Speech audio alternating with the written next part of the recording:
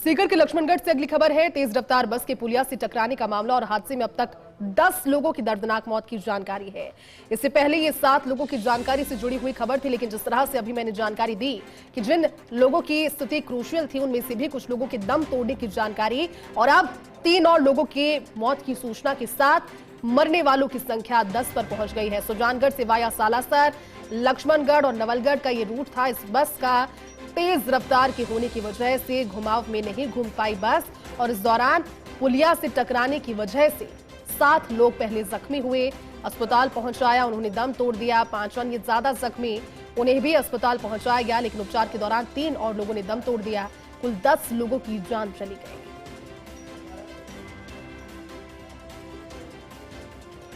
तो सीकर के लक्ष्मणगढ़ से बड़ी खबर आपको बता रहे हैं। मरने वालों की संख्या 10 हो गई है। तेज रफ्तार बस के पुलिया से टकराने का मामला बेहद दुखद और सोचकर भी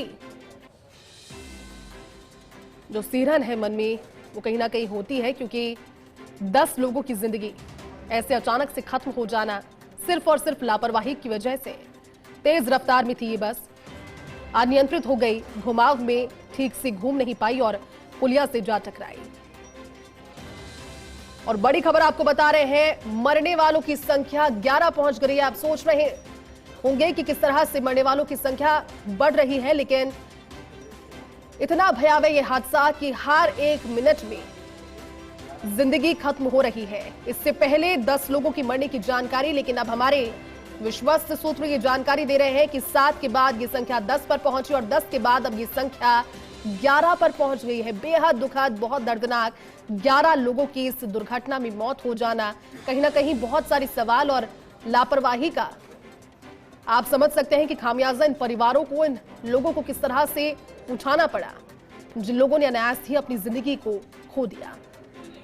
तेज रफ्तार में बस थी और इसीलिए बार बार कहा जाता है कि दुर्घटना से देर भली। हुकुम हमारे साथ जुड़े हैं। हुकुम, ये बहुत दर्दनाक हादसा इतना भयावह कि हर दूसरे मिनट में एक मरने वाले की संख्या बढ़ जा रही है।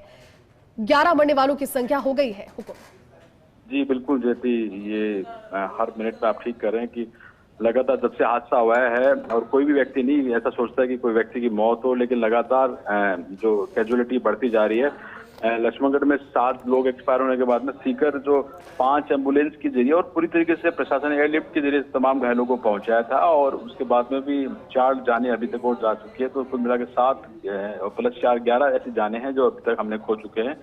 जो सीकर कल्याण हॉस्पिटल में उसमें 4 एक्सपायर हो गए और 7 लोग लक्ष्मणगढ़ में टोटल 11 है और अभी 4 ऐसे घायल हैं जिन पर हम भगवान से प्रार्थना करेंगे कि भगवान अब इतना कहर न ढाओ और तमाम जो घायल हैं उनको सकुशल बचाओ। यही सब लोग प्रार्थना कर रहे हैं।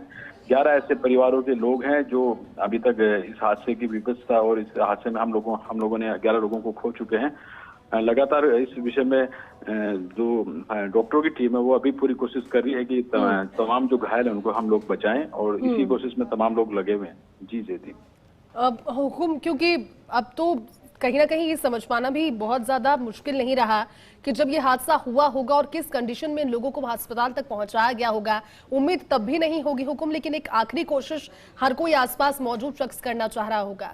हुकुम, इस घटना से अगर कोई अब सबक ले, क्योंकि साफ तौर पर बार बार कहा जाता है, सरकार प्रशासन सभी चेताते हैं कि अपने सड़क सुरक्षा के नियमों का पालन खुद की और अपने परिवार की आगे के भविष्य के लिए जरूरी है, लेकिन ये हादसा कहीं ना कहीं यही बता रहा है हुकुम कि क्यों इन हादसों को अनदेखा नहीं किया जा सकता, क्यों सड़क सुरक्षा नियमों को अनदेखा नहीं किया जा सकता। बिल्कुल, और विशेष रूप से जो सड़क यातायात नियमों की पालना विशेष रूप से त्योहारों पर विशेष हो जाती है। जैसे जिस तरीके से त्योहारों पे प्रत्येक घर से लोग निकलते हैं, अपनी खुशियों को इजाफा करने के लिए लोग घरों से बाहर निकलते हैं और हिंदुस्तान का सबसे बड़ा जो ये पर्व दीपोत्सव का पर्व है और धनतेरस है जिसमें माँ लक्ष्मी की आगमन होता है, खरीदारी करते हैं इलेक्ट्रिकल सोने का आइटम तमाम लोग और हर घर के लोग इस समय बाजार में पहुंचते हैं कि कहीं ना कहीं खरीदारी करके इस त्योहार की शुरुआत करें जो 5 दिन का त्योहार होता है।